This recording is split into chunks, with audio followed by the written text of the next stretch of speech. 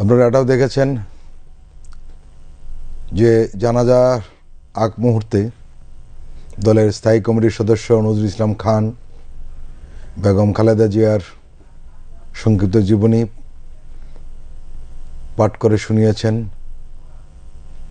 এবং তিনি কিছুটা আবেগ আপ্লুত হয়ে পড়েছিলেন। জাতীয় মসজিদ বায়তুল মোকাররমের খতিব মুফতি মোহাম্মদ আব্দুল মানিক এবং আমরা এই মুহূর্তে যেটি দেখতে পাচ্ছি যে ইসলামিক বক্তা মিজানুর রহমান আজহারি তিনিও আসলে খাটিয়া তুলে নিচ্ছেন বেগম খালেদা জিয়ার,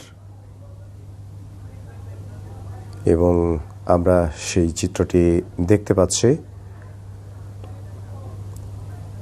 তিনবারের প্রধানমন্ত্রী, বাংলাদেশের প্রথম নারী প্রধানমন্ত্রী, তার মরদেহ এই মুহূর্তে নিয়ে যাওয়া হবে